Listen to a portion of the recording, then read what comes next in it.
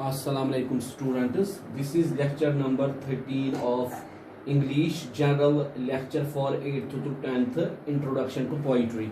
In this lecture we will discuss about another important figure of speech, that is paradox. तो बेटा ये हमारा lecture number 13 है, introduction to poetry, general lecture 8th to 10th figure of speech. और बेटा जो हमें आज डिस्कस करना है उसको हम कहते हैं paradox. A paradox is a statement that is not true but seems to make sense।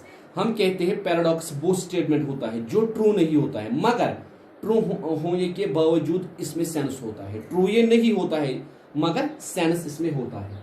It is a figure of speech in which a truth is conveyed in the form of absurdity or contradiction। ठीक है बेटा, हम कहते हैं ये वो figure of speech है जिसमें हम ट्रुथ को कैसे कन्वर्ट करते हैं, जिसमें हम ट्रुथ को कैसे कन्वे करते हैं एब्सर्डिटी से, ठीक है बेटा, या कंट्राडिक्शन से। ठीक है बेटा, हम कहते हैं हम किसी चीज की तरदीद करते हैं, ट्रुथ होने के लिए उसकी हम क्या करते हैं, तरदीद करते हैं, ठीक है, या उसको हम एब्सर्ड बनाते हैं।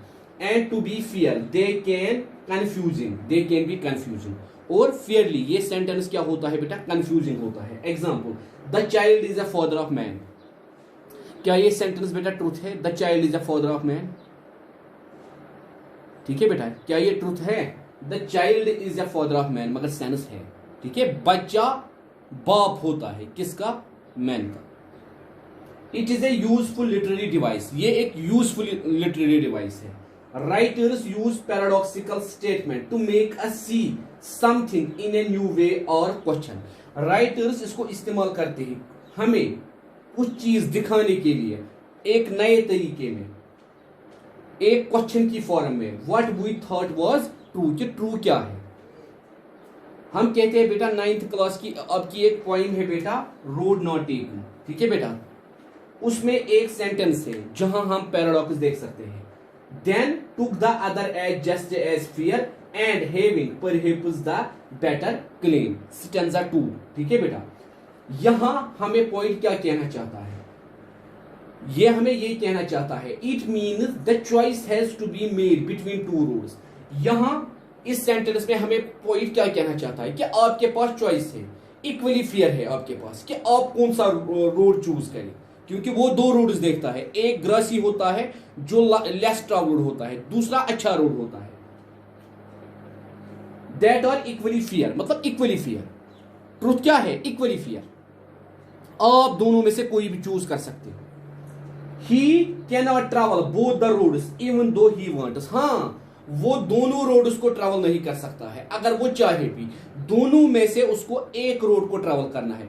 वो कौन पैराडॉक्सिकल यहाँ क्या है कि इक्वली फेयर होने के बावजूद भी वो लेस ट्रैवल रोड को सिलेक्ट करता है। ठीक है बेटा, तो this is the example of paradox. ठीक है, तो कल हम और एक फिगर ऑफ स्पीच डिस्कस करेंगे। थैंक यू बेटा।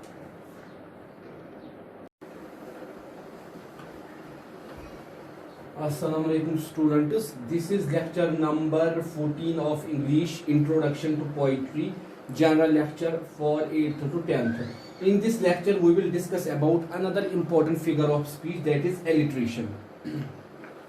तो बेटा ये हमारा लेक्चर नंबर 14 है, general lecture to 8th to 10th introduction to poetry. और आज हमें करना है बेटा डिस्कस और एक फिगर ऑफ स्पीच जिसको हम क्या कहते हैं, एलिट्रेशन। एलिट्रेशन हम किसे कहते हैं, it is a figure of speech in which a series of words, usually two or more neighboring words।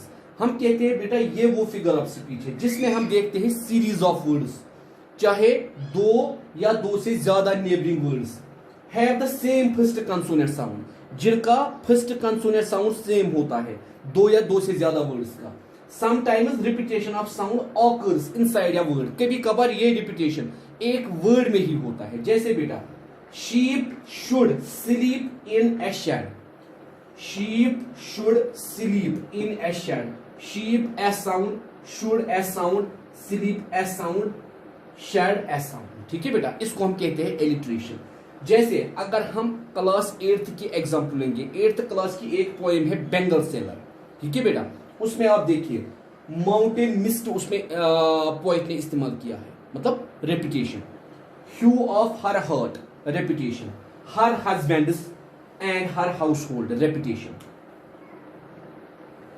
इसी तरह बेटा क्लास 9th की पोइम है द रोड नॉट टेकन। ठीक है बेटा।